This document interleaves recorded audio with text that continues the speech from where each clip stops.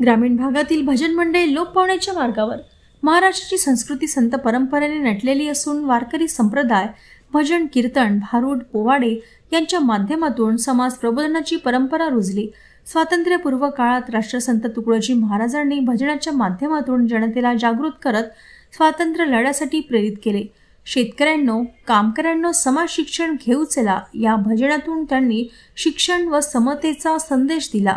मात्र आजच्या आधुनिक युगात भजन मंडळे मोडकळीस आली असून गावगावातील ही परंपरा लोप पावण्याच्या मार्गावर आहे। पूर्वी प्रत्येक गावात 8-10 तरी भजन मंडळे दिसून येत। शेतकरी व शेतमजूर ढोलकी, पखवाज, तबलापेटी, मंजिरा यांच्या तालावर देवभक्तीत तल्लीन व्हायचे। मंदिर, उत्सव, गणेशोत्सव, दुर्गोत्सव, धार्मिक कार्यक्रम आदी ठिकाणी भजन कार्यक्रम हे मुख्य आकर्षण असायचे। मात्र बदलत्या जीवनशैलीत टीव्ही, मोबाईल, इंटरनेट यासारख्या साधनांच्या आकर्षणामुळे भजन मंडळांची संख्या कमी झाली आहे। वाद्य वाजवणारे कलाकार दुर्मिळ झाले। तालसूर बदलल्याने पारंपरिक गायकीही हरवू लागली। ग्रामीण भागात एकेकाळी अनेक भजन मंडळे सक्रिय होती, पण आज बोटावर मोजणे इतके भजन मंडळ शिल्लक आहेत। भजन हे केवळ धार्मिक माध्यम नसून समाज प्रबोधनाचे प्रभावी साधन आहे। राष्ट्रसंत तुकडोजी महाराजांनी दाखवून दिल्याप्रमाणे भजन लोकजागृतीचे शस्त्र ठरू शकते। मात्र तरुण पिढी याकडे फारसे वळत नसल्याने परंपरा टिकवणे हे मोठे आव्हान बनले आहे।